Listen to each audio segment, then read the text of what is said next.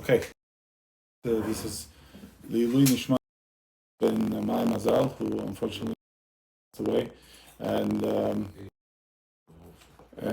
yeah, anybody else? Ruban, Bat, Sarah, and Ephraim Edik, Ben Rena. and then Eden. At Refuah, also anybody who needs Refuah Shlema. Anybody who's pregnant and gave birth or is in the house or have any needs should have. Okay, so today, a territory that's both political, as far as what's going on in Eretz Israel, we're on this page, Rambam, this side, and this there. We all have friends in Eretz Israel, and for the last couple of weeks, it's been very turbulent in the bombings, to bomb shelters. My own friends and relatives have in the apartment buildings, both from halachic, moral, ethical stuff, many questions of what one can do in order to have enough courage to live in the land of Israel today is a courageous to live in the land of Israel. So it's 2026 and you see how many conflicts are around the world, people have to still struggle with basic ideas. And Israel is doing a good job of eliminating one after another. People Trump joined in now with Iran. And hopefully the situation is going to, and it's going to be for the best entire region, and we'll be able to see footsteps towards Mashiach and redemption soon in our days. What I want to touch is, we always had wars.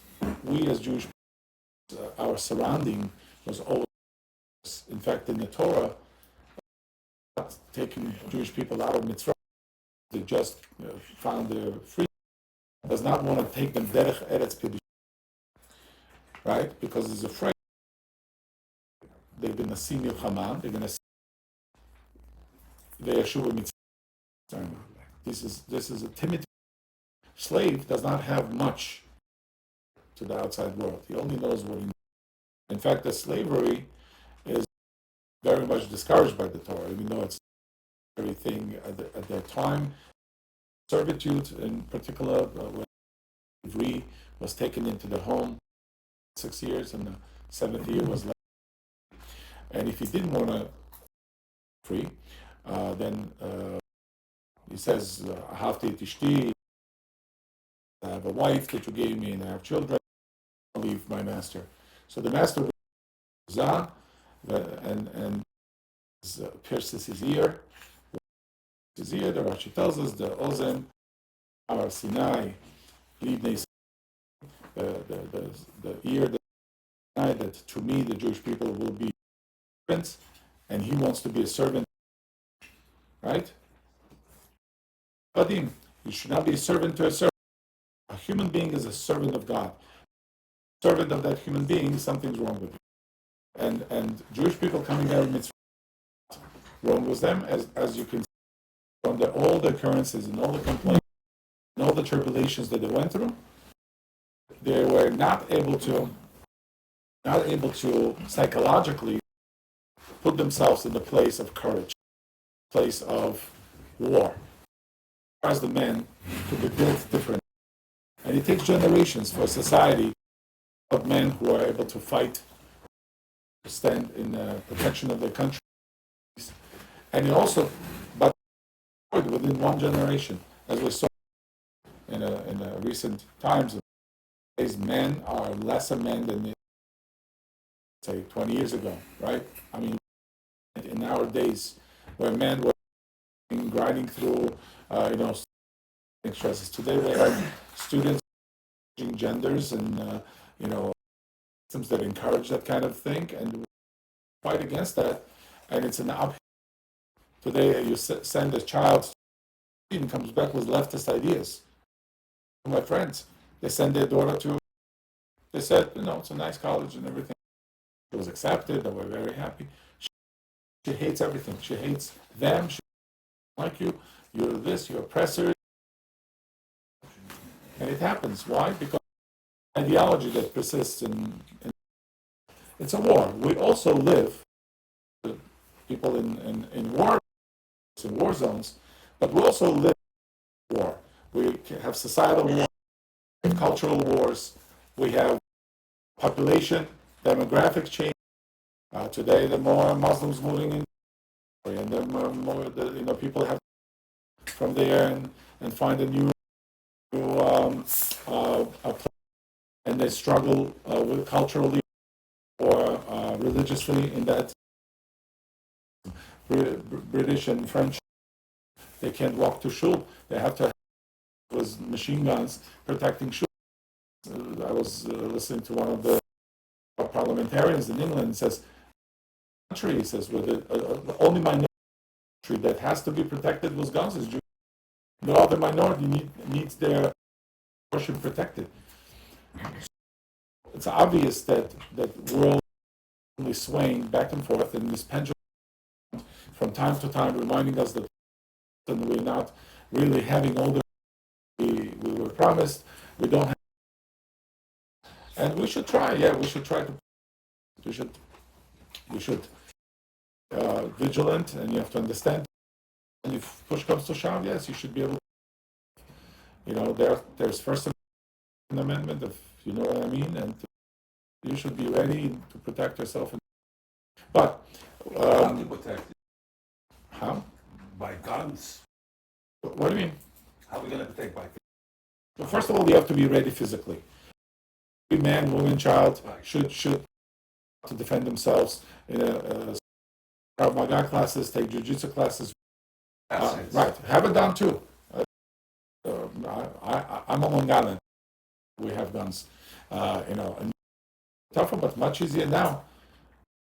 All my friends carry. All my friends, and they're not ever have a situation like this. It's like in community says it's better to get than not needed than needed and not have it, right?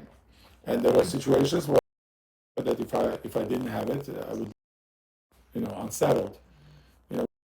And when Sandy happened, and many people were flooded.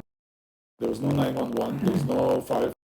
Everything was water, and you come out like a surreal scene. Everybody's walking to their houses like zombies. People don't know what to do.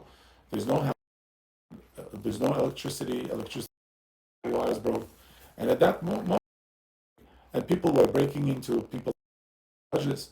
So you think, okay, what if an elderly woman lives there? And we had elderly woman heard cries that night from far away, and I couldn't go because they were hot, and I couldn't go help. Situations where your courage is called up, and then you tools or guns or whatever it is, you don't have ways out, a skill, you don't have ability. So these things are very. I believe what you're saying. Today, in California, 2 guys were in a restaurant in Hebrew, and 4 young kids, 20 years old. They showed them on TV. He came out to unbelievable. So My own relatives go to Europe and they don't want to show if they get passports, so not to show his road passport. I can't. Which I do. Not the. My car has a. I have a small little one. Okay, so, strategy. But what matters is that if and when you can have of defending your land, and we're going to discuss as a religious duty, we have a milchemet reshut, and we're defending. In this case, we have the of Mishnah Torah where Rambam discusses Melachim and Milchamot, and he brings down this idea of a soldier.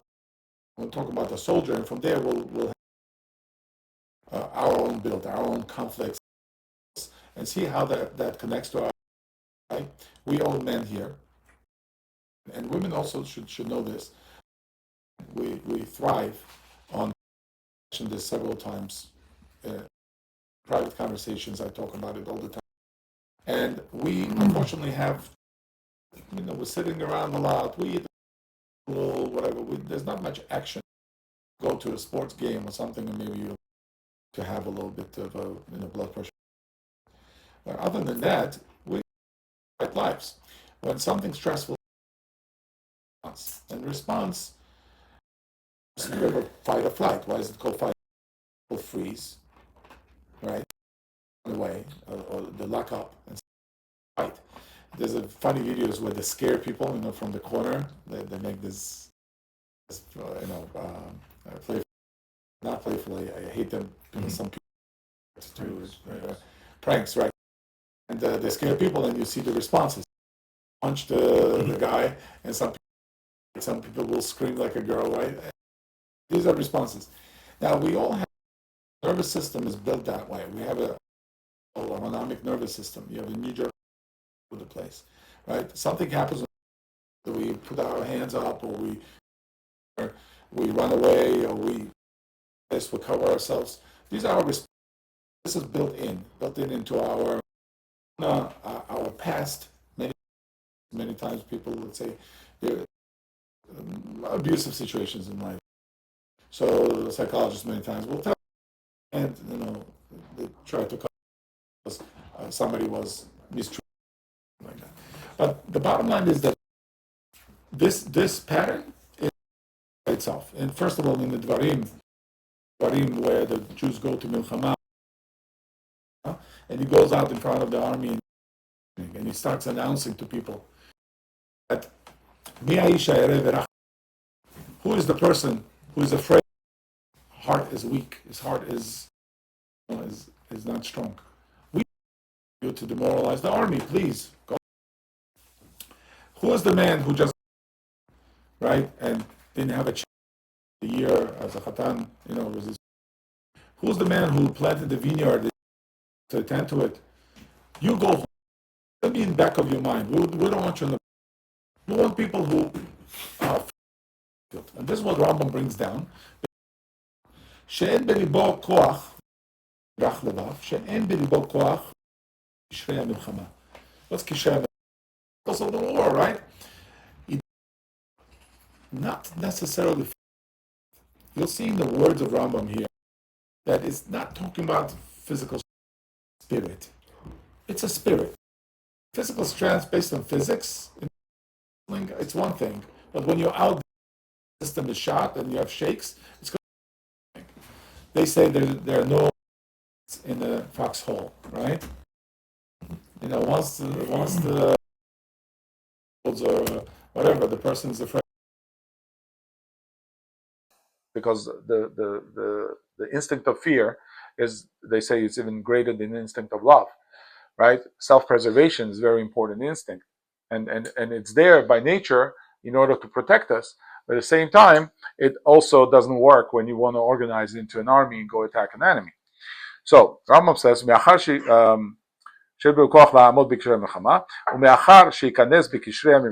after he already enters into the war zone, יישען על מקווה ישראל ומושיעו בעת צרה וידע שעל ייחוד השם הוא עושה מלחמה.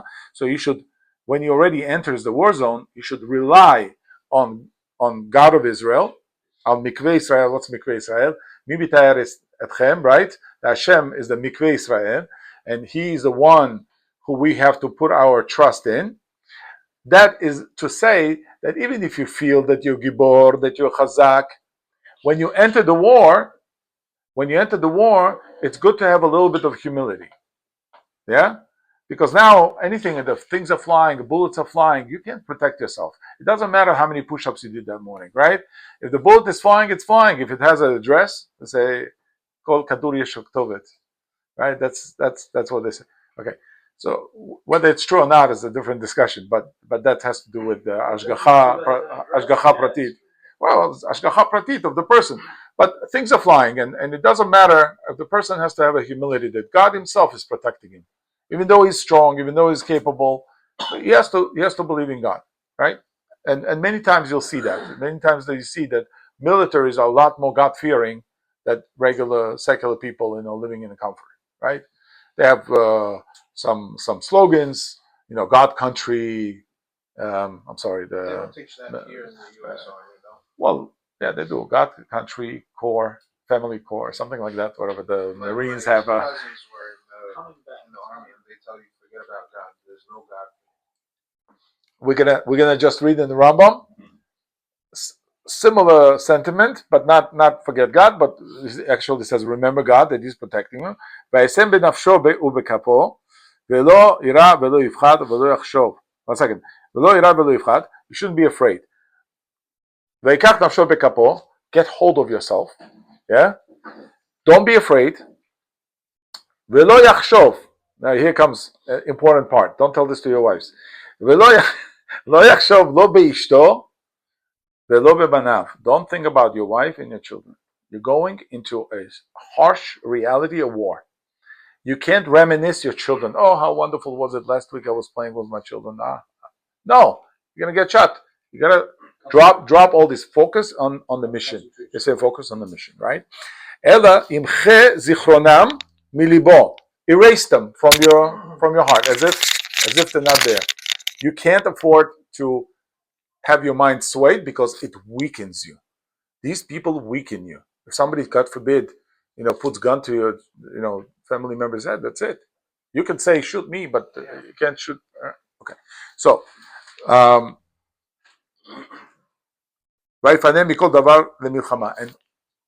distract your mind from all other things but the war. War is your primary concern for whatever the duration of the war is. Soldiers used to not eat, so they wouldn't get complacent and tired because the blood flow changes. They could go for 3 days. In fact, when Germans, Nazis in Machman, they attacked Soviet Union, it's well known. Their pilots would fly for 3 days. They would pump them with drugs. And they fly them for 3 days, bombing Russia, because they understood that the person who doesn't sleep is the one who wins. Right? If you have to sleep and I don't have to sleep, then I get to bomb you more. Day and night, they would bombing. And that's why they advanced so fast in the beginning of the war. But then they started losing these pilots. They would just take them off dead from the planes. And that's where, by the way, the modern medicine started. It was Germans, it was Nazis. They started creating compounds, started creating all kinds of drugs, experimenting, and they had tremendous experimental lab from Gehenna, right? I mean, they did it on prisoners, they did it on women, they did it on animals, they did it on anything. They burned them, they threw them from the things in order to see what would be the impact, because they wanted to know how much pressure can the soldier sustain in the war, right? So it was made for the war effort, but it was done in most unethical way possible that only Amalek can do, right? So there's a certain lesson there. So making a quick switch, Gemara in Kiddushin talks about raising children, particularly boys, and says, Tani Rabbi Omer, Rabbi says, En lecha umanut she'overet min haolam. There's no such a thing as umanut that disappears from the world. Every skill is needed. The carpenters are needed, the builders are needed, everything is needed for the world. It doesn't disappear. Ashrei mi shero'eh et horav b'umanut me'ulam. Interesting, right? Happy is the person who sees his parents having honorable professions. Honorable profession. Now, I know what that means. I went to school. My parents were university professors, both of them. My mother, she should live long. She was a professor of Russian language and literature. My father was English, and made me very proud. Where education mattered, where money was not the thing as much, but education mattered. It made you very proud that your parents were. If your parent has a regular job, so you may not like that fact. If they're garbage collectors who have children, right? Bring your parent to school to talk about this job, right? It's different, right? You sense it, even though there's no shame in that. right? It's an honorable job, just any other, right? The person works hard, but people prefer, right? Prefer to have cleaner jobs, clean job. Okay, right? I know that's true, and it is right. I agree with you. I agree with you because people have to make decisions in life. But you know what? The cashman's guy is going to say, "I'm in finance," right? And garbage man is going to say, "I'm in waste management," and right. So everybody's going to right. Everybody's going to put a little shine on it, like they say. Yeah. Okay. So Gemara continues. Oilo lemi sheroeh et horav b'manut pguma. Right. So, but unfortunately, is the person who sees his parents in the downtrodden, in the dirty job, where he cannot feel pride for them. אי אפשר לעולם בלא בושם, בלא בורסקי. Just as well, a world cannot exist. Before we discuss professions, there's no way for world not to have garbage men, but you'd rather not have your parents as garbage men. Same thing. It's אי אפשר, it's impossible for world. Below Bursaki, Bursaki is the one who processes leather goods, and usually it stinks. The process is not a clean process. Ashrei mishumanotu basam, and if your father is a perfumer, in a L'Oreal, he works in L'Oreal, makes fragrances. Wonderful, right? Chemist, right? So Efshar le'olam below zacharim. By the same token, it's impossible for a world to be without zacharim below nekevot. You see how it draws the parallel from all these things, and now we come to the core of the issue. We have to have boys and we have to have girls. A fact. You don't know who's going to be born. They're boys, they're girls. Ashrei mishe banav zacharim ve'oilo mishe banav nekevot. Now, sounds sexist, chauvinistic, right? We want boys. We don't want girls. And in fact, in a lot of Sephardi communities, they prefer boys, ben zachar. They even blessed. They should have ben zachar. I only have boys. I can write a book on testosterone and how to make boys. But the girl is a wonderful thing. Girl is the next Akeret Habayit, is a mother in Israel. We all come from wonderful mothers that we know and that we appreciate and we love. And why do we say, "Oh, Ashrei Mishabanav Zacharim, Oilo Mishabanav Nekevot"? What kind of thing is this to put down the girls like that? And say like, I don't want a girl, even though there's such sentiment exists, right, in the East. Okay, but if you pay attention, it doesn't say correctly. It's not a standard Hebrew. What does it say? Asher Mishabanav Zacharim. Anybody knows Hebrew well enough to pick it up? Oilo Limishabanav Nekevot. In both cases, it says what? It says banav. Should it say banav in the second case? It should say benotav. There's a ben vebat. Banav, benotav. Asher mishe banav zecharim, oilo mishe benotav nekevot. Should be benotav, not banav.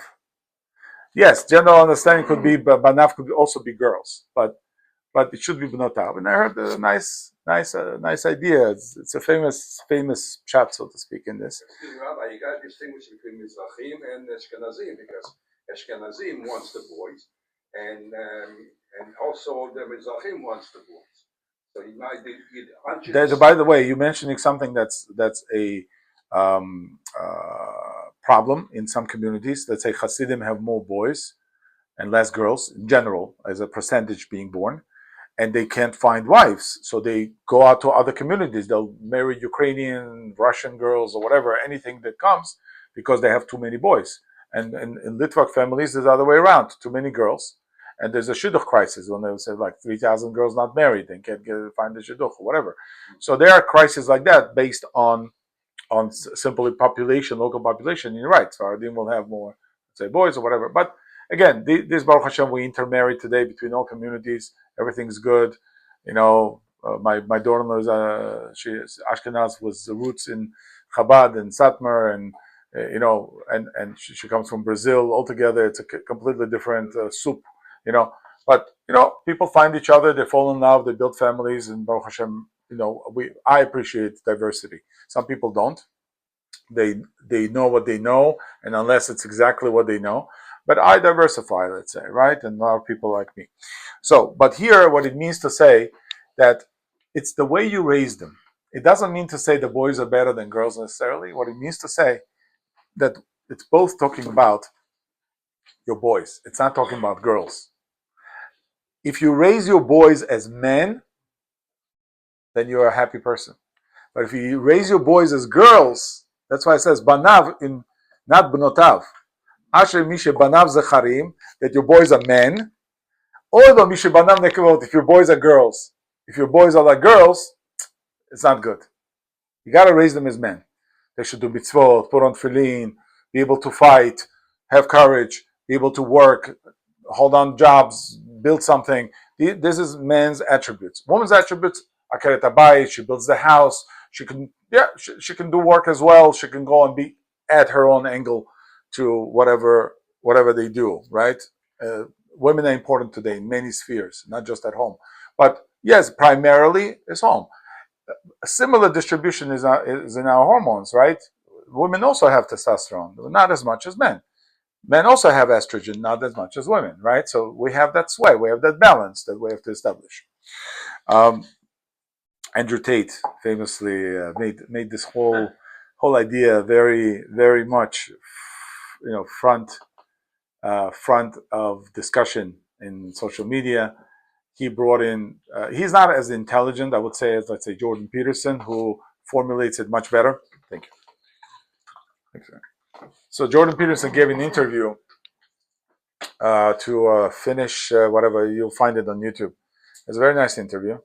And liberal interviewers, very European, and he says, no, every study shows that when you try to create equality between men and women, what you're doing is you're intensifying the fringes of that bell curve. So you have a bell curve. Middle of the bell curve is that balance, right? And on the fringes you have extremes, extreme men, and very feminine, let's say women or men on the other side. So what you're doing is you're intensifying the fringes when you're trying to create equality. Because if you take from men their ability to be men, they will get together, they will huddle together, make their little clubs, gangs, biker gangs, whatever, and they'll intensify that. Studies show that you're not accomplishing anything by trying to say, women can play in men's sports and men can play in women's sports. And recently it happened. A lot of so-called women who are biologically men, but they did some surgery, whatever, and now they're in the women's sports, beating up all these women. I mean, the man has all the testosterone he needs to beat them up, and all the parents are complaining because my daughter is being beat up by a man, and he uses their locker room, right? And that's not fair, right? And because of the trend that of the past few years, it brought in the revolution, basically, that now the sports won't even look at anything like that because they understood how unfair it was, right? You see, there's this Winter Olympics, nothing, not a talk about it, nothing. Why? Because it backfired. Long Island just the courts got involved, and men, whatever you call them, I call them cannot participate.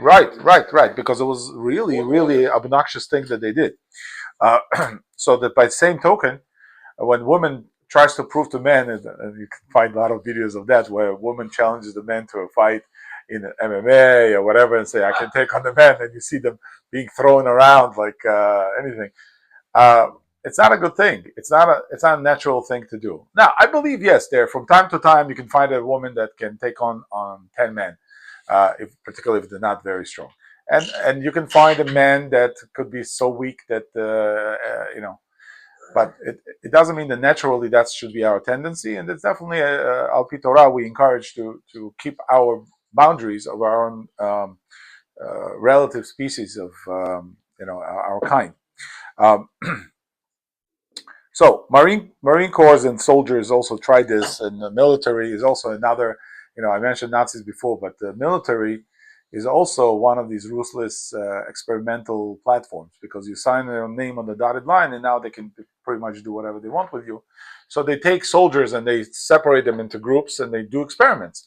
They'll do one thing to one group, another thing to another group. They'll have a control group and they'll see the differences. I saw some obscure study. I couldn't find it. That study suggested that men with beards have more testosterone, and as military men, they become better at shooting, fighting. They have more presence in acuity, and the military tried it out. And you remember in Afghanistan, all the guys dressed in Afghani uniforms, they all beards, and they said, "Oh, they grow it because of the religious thing." No, they were growing it because studies show that men who shaved in the battlefield, they even the sharpshooters were performing less than men who had beards. Now, it's anecdotal. I don't know if it's true, but you'll see, go back in history and you'll see every king, every male dominant, whatever society would have beards, and they would attach some kind of increased libido or testosterone to that idea. Now, and in fact, the whole world, the word of a gentleman, right? Why is it gentleman? Why is he gentle? Right? Because you're not that barbarian man with a beard, with a sword. You're a gentleman, right? So you act like this, you dress like this, and you're nice, and right. So these are some of the changes that came with different generations. So the question is, does it emerge back now? And we've been gentle too long, for too long, and now it's coming back now, and they're younger men who are completely lost their testosterone and lost their abilities or whatever. And on the flip side, you have a lot of emergence amongst the Muslims and Chechen men and other groups that bring up this lot of aggression, right? Right, ultimates. And they, even in MMA, they say like the Chechens are so aggressive, they're ready to fight at any time, and they fight outside of the ring and whatever. Yes, that's abundance of testosterone. We mentioned that before also. But what's important here is that idea of place. Man has a place and woman has a place, even though the Torah is very understanding of that. For instance, the Torah tells the soldier that he's allowed to have certain things. Soldier is allowed to eat non-kosher food. If he's in the Milchemet Mitzvah, he's conquering Eretz Israel, right? And the Torah says that you go into enemy territory. Veraita batim maleim kol tuv. And Gemara deduces from that, what does it mean, batim maleim kol tuv? You went into Chivi, Yevusi, Girgashi, all these nations, 7 nations that lived in Eretz Israel, and you saw houses filled with all the good stuff. What does it mean? It means that if you go in and you see the rotisserie pig on the spit, and the Girgashi just ran away, and he left you a rotisserie pig, enjoy. Trophy, enjoy. Mutarim lachem, Torah permits. You can sit down and have a party. Why? Because you're in a state of war. You have no other food. You came in, you conquered territory, you want to eat, you want to be satisfied. Finally, you took something, you're hungry, you're tired, you're allowed to. Eshet Yefator. Another thing that we read in the Torah, right?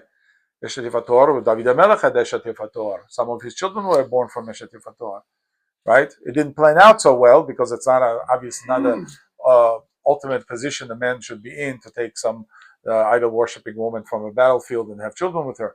But at the time, he was overtaken by a passion. He wants to conquer. He wants to show that he dominated. One of the ways of dominating was taking other women as slaves, as whatever, and that Torah permits as well, right there on the battlefield. Even though some say, no, it's just for Yetzer Hara, she has to do her nails and she has to sit and cry for 30. No, this is after the first act. At least according to Rambam, he does what he does at the battlefield. And then they say, oh, now that you did, now you pay the price. You take her home and she sits. If you still want after 30 days that she's ugly and she whatever and she's not taken care of and you still want her, then fine, then you can marry her, right? Isn't the soldier more noble if he's able to resist it?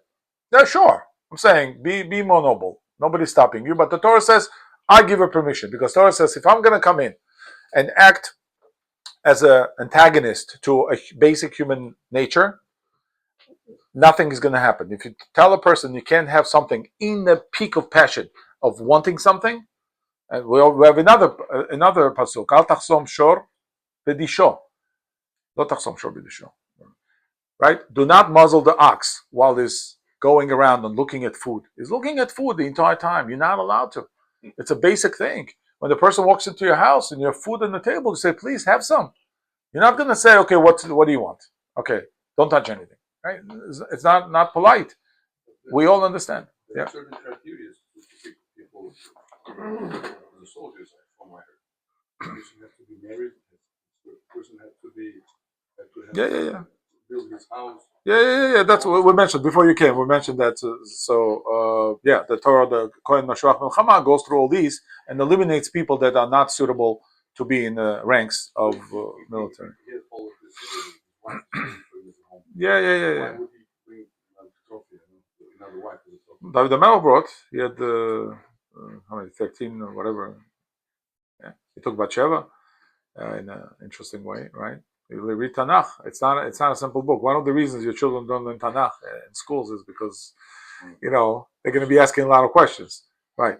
So so that's important to bear in mind. So male adults said here says adult male testosterone levels should range between 800 and 1200 nanograms per deciliter. Adult women testosterone is 100 to 200, much less. But it's there. Women need it. We have the idea of Eshet Chayil. Eshet Chayil means the woman, the warrior woman, right? It's not the woman of valor. They like the woman of valor. No, it's a warrior woman. The Zina, the warrior, what was it? Warrior Zina, whatever the warrior princess, right? Exactly, right? There's an idea, right? And you see many times you'll see your wives, you'll see your mothers plug in like nobody's business. I mean, like wedding needs to be made or whatever, and all of a sudden you find them to be a lot more focused.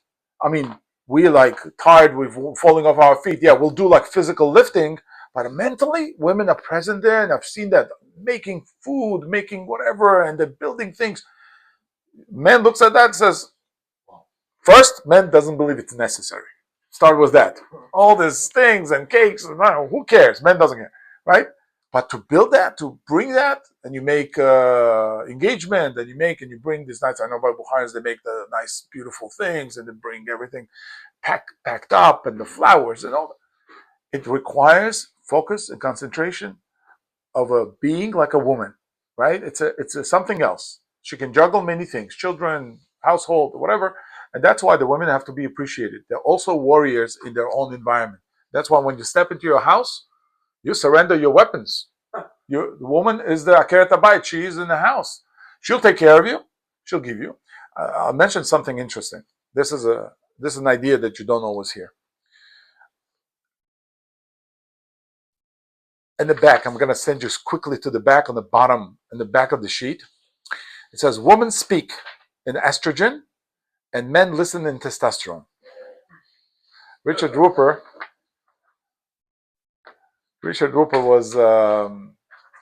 Rupert and Ebert. Remember the critics? They were movie critics. So he said that, and it's a very good statement. Not that man is a weak at home. No, everybody has their designation. Man is a hero out there. Woman is at home. Man asks a question. As a nature of the man, as the essence of a man, he asks a question. He asks a question of what? Man walks around and says, what is this? Who is this one? Right? Wants to identify things. Men are interested in things. Women are interested in people. This is Jordan Peterson also. Mostly, women are interested in people. That's why women are teachers and nurses and caretakers and mothers, and right? They're interested in people. They have intuition. With one look on the child's face, they know what's wrong. One look on the father, on the husband's face, and they know what's wrong, honey. What happened? She knows it's not the same, right? Whatever the crisis is, right? Woman asks the question, how? Pay attention. Men goes out and says, "What is this? Okay, it's a 2-carat diamond versus it's whatever. It's building materials. It's this. Who is this guy? What identifies everything, puts it together, makes connections, makes money. Yeah, we put things together. We compartmentalize, right? We set things up. We identify things. We run charts. We manage. We direct. Woman says, how? How should I make soup tonight? What did you bring me? Did you bring me lamb? Did you bring me chicken? How? I want to make a soup. I want to feed you. But what did you bring me? How should I do it? Man comes, drops off his shopping at the doorstep. I'm like this. I don't know if you're like this. I drop it off and I forget about it. You forget about it? I forget about it. I don't know what to do with it. And my wife has her own seder. She knows where canned foods go, where other things go. This she's going to use right now, so it doesn't go in the refrigerator and the freezer, right? I don't get involved. She makes wonderful food. Why should I get involved? Why ruin something that's working, right? It works. If it ain't broken, don't fix it, right? So, but man has to understand that woman also, when she gets involved in too many particulars of the man, he can't take it. You're asking so many questions like what and how. I can't explain everything to you. Men have complex operations going on in their head, and a good wife many times will say, "Is everything okay?" And if the man says, "Yes, everything's okay," or he wants to divulge some of the details of what happened, and woman will participate in that conversation. It's okay. You should always. Shlomo says, if there's a hardship the man has, he should speak it out. He should tell somebody. Speak to his wife. You know, ishto kegufo. He should speak to his wife, not to complain and not to whatever, but to share. Because she wants to know what happened. She's kind of bored, whatever. I go to shul, I hear some drasha from the Rav, I come home, my wife wants to know, what did he say? What was so interesting, right? So I relate, I say. So these are the key differences. And it's important to understand these differences. And men being allowed certain things, and men being able to lock himself down and say, I'm fighting a war right now, nothing else exists but war, right? Is the ability. But women are not like that. Nashim Rahmaniyot. When woman, you see a tragic thing that the woman takes the life of her own children, is the most unnatural thing that you can hear. It means that this woman is on drugs, or she's went through some major depression or something like that, because it's so unnatural for women not to be Rahmaniyot, right? Yirmiyahu brings down, we read it on Tisha B'Av, Nashim Rachmaniyot, Bashru Baneim. It's a terrible thing that was happening in Yerushalayim, that they, God forbid, they consumed their own children, the women, the Rachmaniyot. So it's a terrible, tragic thing. But the men could be vicious, men could be aggressive. And it's a nature of the man. And we use men in society. In fact, the women's rights are protected by men who are more aggressive than those men who want to take away those rights, right? Feminism only exists because there are men who are willing to defend feminists, right? They themselves can't defend themselves, right? It's a key point. All right, so next page on the other side, we want to make some comparisons and then some solutions to the issue of testosterone, the issue of manhood, and the balance. Pasuk says in Tehillim Yutet, "Vehu kechatan yotze michupato, yasis kegivol larutz orach." We read this in our davening. We read this in the Shachrit. Who's who? And he, like Chatan, comes out from his chuppah, and he's beaming like the Gibor who's running the distance. Yeah, who's about to run orach. Orach means a certain distance. What is he talking about? What is David HaMelech talking about? He's talking about the sun. When sun comes out beaming. Sun comes out strong. Did you see Chatan coming out of the chuppah? He's all beaming. He's happy. Finally it happened, right? It's a certain excitement, right? So the pasuk compares him to a sun, to the sunlight, right? I know it's like, but most cases, in most cases,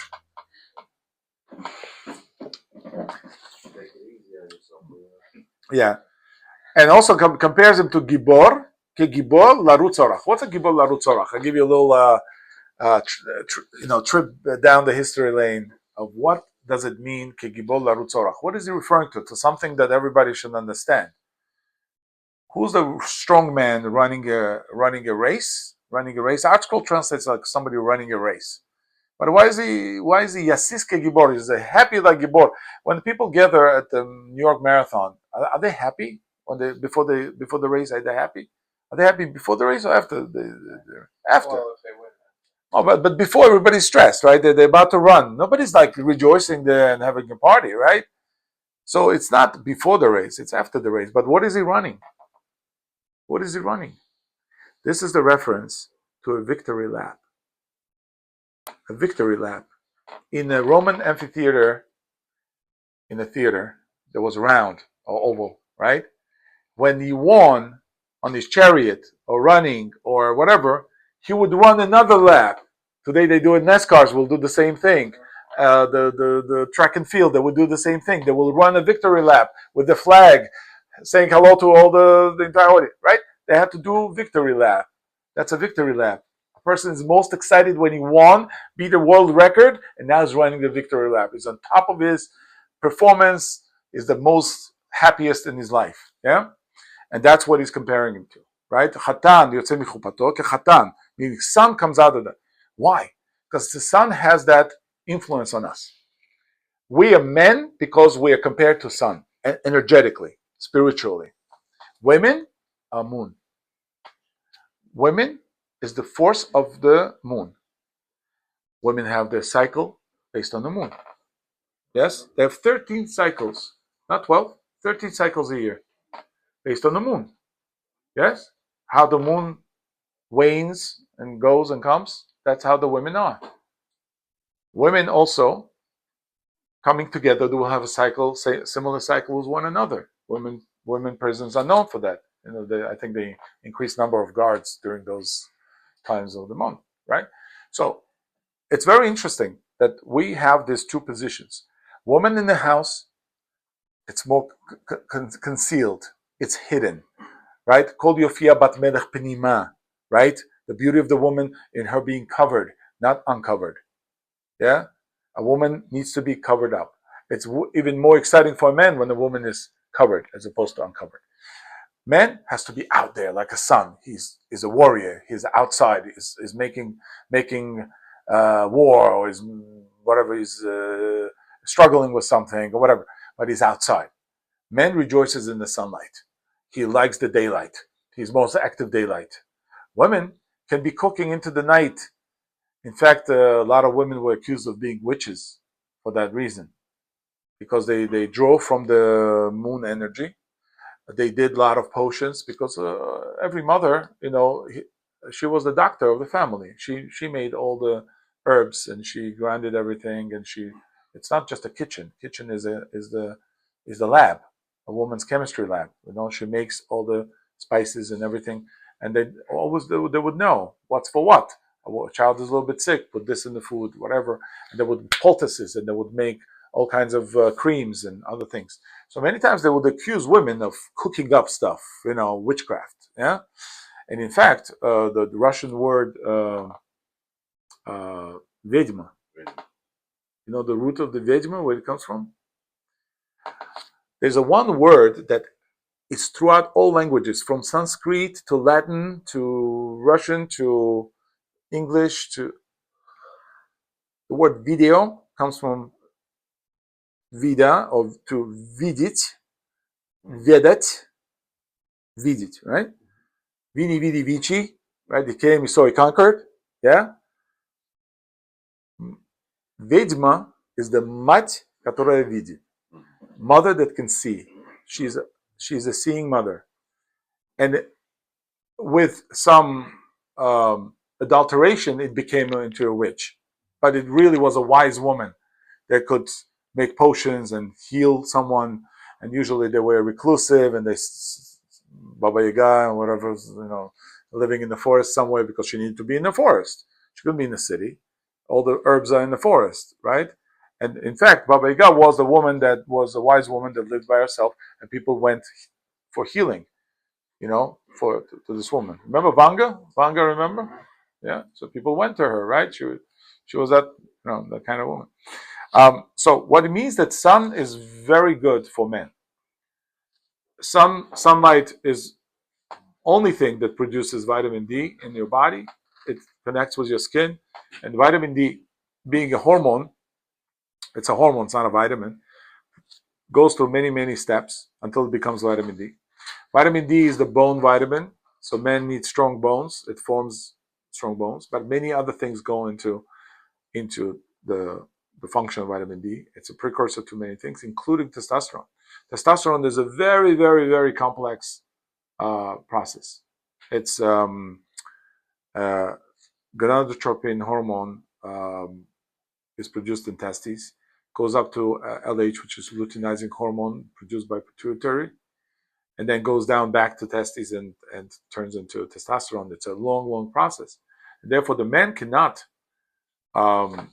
ignore this process. If I ate a piece of meat today, it's going to take some time until it becomes my testosterone. It's not like sugar you ate and then all of a sudden you're excited. No, it takes time. And therefore, the diet of a man, of a boy that you send to school, that you send to sports, has to consist of a lot of protein, a lot of fat, a lot of things that feed his basic demands of testosterone. In fact, when a boy becomes mature, 14, 15, 16, they start developing some primary sexual, signs, and Torah warns against it. We have Ben Soreru More, a famous case of rebellious son, and points to the fact that children as teenagers, they become rebellious. It's very hard to control them. All the father and son issues arise at that time, right? I have boys I know, like sometimes there's no one to talk to, there's no one there, knock, like it's the mind that moves on its own because of the testosterone. Testosterone is extremely aggressive hormone. You have to direct it. You have to give it a channel. Whether you let your son do sports or teach him some manners or teach him some patience, but he has to have an outlet. And these things are not easy. And the Torah deals with that and says, yes, sometimes it could be Ben Sora More. Sometimes it could be a case that of no return. That this child starts on stealing and drinking wine and abusing drugs or alcohol or whatever. And yes, there's some people who are very much into that. And California is full of people like that. And we should do another shiur on drugs alone because it's a big thing that plagues the nation. And it's one of the reasons that people use drugs is because whatever takes naturally effect in our body, the chemistry that our body produces takes a long time. Drug gives the immediate and instant gratification, right? They give themselves in a second. They feel euphoria. They don't feel pain. Yeah, what your body produces endorphins that squash the pain, but it takes time. Yeah, your body will produce adrenaline and cortisol to deal with stresses, but it takes time, and for it to wash out, it's going to be even longer. But when the drug is purified, it's much easier, and that's why many times, in military, in Vietnam, they used to do a lot of morphine, and a lot of soldiers came back with some drug addictions and other problems. Although I don't believe there's such a thing as drug addiction, there's deficiency, there's nutritional deficiency. Happy people normally don't need drugs. Naturally happy people, they're constantly on drugs, on the personal drugs, right, that the body makes.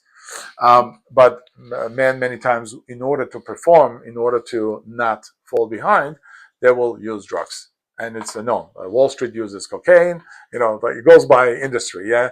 They use cocaine, these ones use Adderall, these ones use something else. And it's unfortunate. I know young men in who was here with the cash advance.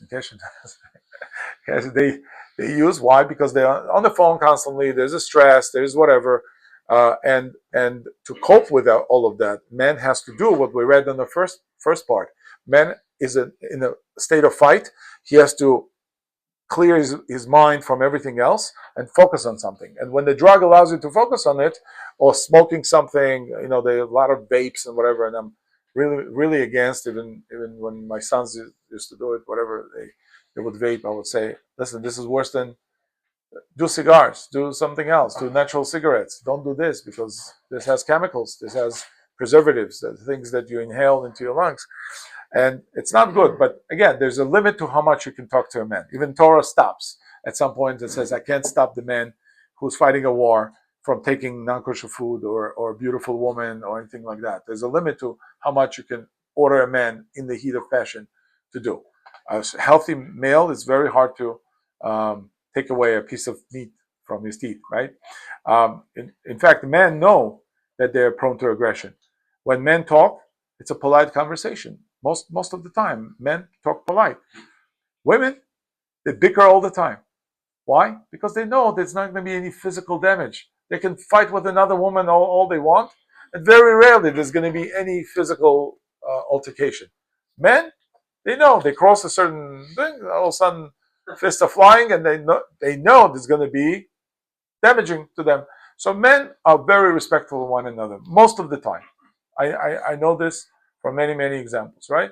And because we feel those boundaries, we're very much a warlike. We understand the boundaries, and the crossing of the boundaries is not. And when men are good with one another and they're friendly, you will see crossing of the boundaries, even in language. Sometimes they'll curse more and they'll curse each other out and stuff like that. But it's natural that men feel comfortable with one another. They'll do that. Right? They'll be more physical sometimes. I know me and my friends, we used to punch each other and stuff like that. It was fine. Like you could do that. You could like smack him, like no problem. Right? But to a point, right? There's a boundary to everything. So when we get enough sunlight, when we get good food, we get eggs and meat and good protein, whatever. We're building something that's also curative to us. Men get healed when they have testosterone. Did you know that? If there's a sick person and he's able to get excited over anything. In fact, I've seen old men, in hospitals. One of the ways to tell that he's getting better, he starts flirting with nurses. Right? No, the nurse comes in and all of a sudden he's he's trying to show off and I can do it myself. And right, I've seen those mores, right? It's a good sign. It's a good sign. I can wipe myself. Well, that's one of the things. Men feels weak when he cannot walk, cannot go to the bathroom himself. It's why? Because it strikes right down below the belt, literally below the belt. That's your gonadotropin or whatever. People go through prostate. I know two men now that I know very well. One is young man, younger than me, has an enlarged prostate. He doesn't know what to do, and the doctors are telling him, "Listen, if we do anything, kiss goodbye your intimacy and whatever. You're gonna have ED and you're gonna have right." And he's afraid, so he calls me. Right? Imagine what it takes the man to call another man to tell him about personal problems, right? But he doctors are giving him only one scenario. This is your scenario. This is what insurance is going to pay for, right? And he doesn't want to. He's 45. He's 48. He doesn't want to start not having a life, So you take him through a process, and you say maybe something's happening, something's creating stress in you. There are other treatments, there's saw palmetto and other treatments for prostate that I usually will direct them. But the basic idea is the men cannot be brought down when it comes to his libido, his ego. In fact, if the woman suggests anything like that, God forbid, it's very damaging for the relationship. The woman should always be careful not to embarrass the man when it comes to manhood. She can say, okay, listen, you didn't do this or that, you forgot about something. But to say you're not capable, you're not a man in any way, shape, or form, cannot be good for a relationship. I would advise any mother to instruct her daughter that when they get married, it doesn't matter what situation, what environment, she can never bring up the manhood of her man and put it on trial. Find another way, a different word to say, right? Can never be, because men right away see an opponent. When somebody challenges my manhood, I see an opponent, and it could be my wife, it could be somebody else, but it should not be done this way. There has to be an appreciation and softness about this approach. But the daughter will be able to see it if her mother doesn't do it. Sure, of course. Yeah, that's called daddy issues or whatever issues. Yeah, that's when the daughter sees. My mother-in-law doing it to my father-in-law, and I mentioned that to my wife. If you do what your mother does to your father, right? I'm going to hang you. So it has a poor effect both on the men and women. Meaning, the boy seeing the father abused can see that he has no chance, but to go through the same idea. Or sometimes mother is abused. Many you'll see. I don't want to single out anybody, but like Irish communities, whatever, they used to come drunk and beat up their wives and whatever, and son had to grow up. Bill O'Reilly, the famous Bill O'Reilly. I read his autobiographical book, and that was his life. And he basically beat up his father and said, "You touch my mother one more time, and I'll kill you," or whatever. And he walked out, and he became a famous journalist and TV personality. Yeah, it's damaging for the daughter as well, because then she feels that all men have to be like this, right? Yeah. Speaking of daughters, so if you have daughters and you're little by little thinking about who they're gonna, who you would like to give a blessing. Not that I'm a wrong person to ask. Permission is useless anymore, but at least blessing. Yeah. So if the boy is a little bit too weak and passive, and if you teach your daughter to, let's say, be the aggressor and call all the shots and wear the pants, so to speak, that's not healthy. Not healthy. But if the man is also too aggressive and too much alpha male, that's also not healthy. Right. So we need to find the balance. That's this whole thing. I simply cannot fit. I could speak for 6 hours on this, but what I'm trying to do is give you indications of what you can in the personal life fix based on what we provide. When somebody is not aggressive enough, it means that he's nutritionally deficient as well, meaning male. If the woman can have, women are a lot more complex. They don't just thrive on one hormone like men. They have estrogen, progesterone. They have all kinds of things happening, and it's a little bit different. But I mentioned before, men can be raised by every other man. Women have to be raised by their mother. It's very hard for a woman not to have a mother. She always feels like a victim, and she needs to be protected, and the man then overly protects her, and then she's not there strong enough. Right. So that's why they used to not marry from, let's say, divorced families or orphan families or whatever, because they knew that that child carries certain weakness, right? And they won't be able to implement fully for their own children. They won't be able to implement this. And I know many cases like this, many cases where the woman or men were brought up orphan or whatever, and they have some insecurities, and they pass this on to their children.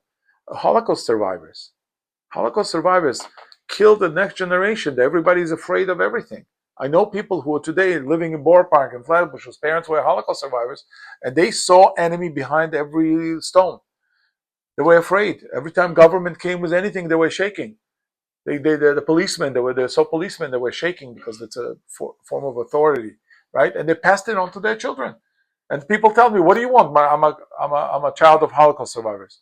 What are you? You're not your own person. Go figure it out. You don't have to blame anybody. They made us insecure. Yes. Right. Did, so they had their own fear. Right. Survival. They needed to survive, and they gave it to us. Right. So, all that's cautiousness and quiet stepping and don't argue with anybody and whatever. I wasn't given that, even though they told you. I mean, I come from Georgia. It's different. You could be a Jew, full-fledged or whatever. But in Russia, they said to people, "Don't be quiet. Don't talk about. We changed our last name. Don't mention anything. Somebody's Jewish, whatever. It was a taboo, right?" And they were raised that way. I went to shul. I went on Yom Kippur, Rosh Hashanah. I went to shul. I was happy. Everybody appreciated, and we had pretty much no anti-Semitism growing up, right? But no, Georgians and Jews are like you could have in my experience, even when as kids we were fighting or whatever. If you were right, you were right as a man. Yeah, there's an expression in Georgian. I'm going to say it in Georgian, and I'll translate. Katsir al katsurida sadat ginda ikilotse. Meaning, be a man's man and daven whatever you want, pray whatever you want, go to church, go to synagogue, whatever. But be a man, be a mensch, right? First, and that was respected.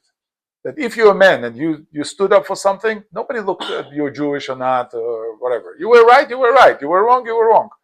And that's how I was brought up. But other people were not as lucky. You know, they made fun of their religion or whatever. One fear we had as a Holocaust survivor son was that our parents were afraid to love us and give us advice and be our parents because they were afraid that the Holocaust will come again and they're going to lose again a family that Sure. my mother and father lost. Sure, A whole big family. people locked down. And my mother saw her whole family being lined up and shot to death, and she Can't blame them. dead. That's how she survived. But her husband died next to her. So they were afraid to love us, not love us. They were afraid to show us love. They loved us, they gave us, but they were afraid to show it. And we grew up this way. Mm-hmm. So you can't blame them. I can't. I'm not. But you understand. We gave them more love. Right, we gave them more love. We took care of them. Right, but you don't want to continue these stresses onto your children. I tried not to. Definitely, I did. Daddy, how come you never told us what my grandma used to tell you? Grandma never told us anything. She was afraid that it's going to happen again. Right. And then when you were born, she even had more fear that she's going to lose her son, her daughter, and the grandchildren.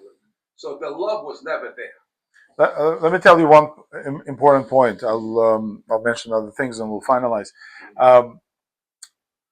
We are all who live here had predecessors.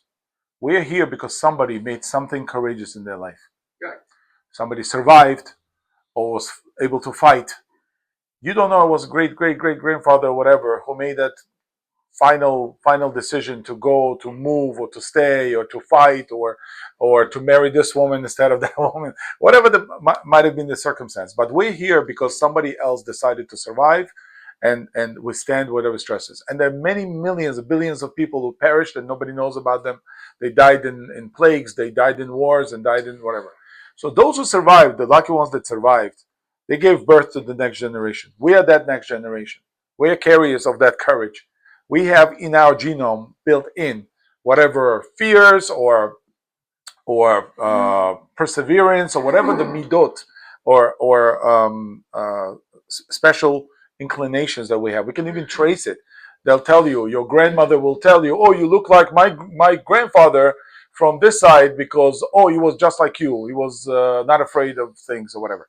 Yeah, and they told me also, oh, you're so much like I never met these people. But people who can connect the generations back and forth, they can tell you resemble that midah of that person that. So we come from courageous people in whichever way, and that's why many times they don't talk about it. You know, soldiers don't talk about the war because they've seen things that it's not something to tell your children or your wife or whatever. So many times they will keep quiet about it, but they did what they had to do in order to survive. You don't know what IDF soldiers saw on the battlefield. Their friends died. October 7th, these animals that came, right? These are animals, they're not people, but regular people had to put on the madim and go and fight, drop everything, drop their children, family, and go fight these animals in order for us to have some peace. Excuse me, just 2 months ago, there was a policeman who, what you just said, has seen the Berry, what do you call that? Moshav Berry. Yeah, so Berry, kibbutz Berry. Yeah. Kibbutz. Yeah. And he went, and what he saw, and he saved 75 children, kids, but he committed suicide because what he saw, he couldn't survive. Right. So that is also a weakness. Is what happened. Soldiers got right. Example that he saved 75, but he killed himself. He committed suicide because he couldn't take mind off to what he saw. Right. So PTSD is a very very strong thing. A lot of military men have that. It happened 2 months ago. He was was very right. So army knows about these things. They know that it's not easy, and they actually watch and control. A lot of people come back from their service on substances, on the antidepressants and other things. And by the way, that is by itself is something that I always quote this thing and mention it all the time. Amar Rav, Gemara says, Amar Rav lechia bre, to Chia his son. Al tishte sama, do not take drugs. Saying no to drugs was not Nancy Reagan. It was Rav who told his son Chia. Even those natural drugs they used to make, natural compounds, don't take drugs. Why? Because why?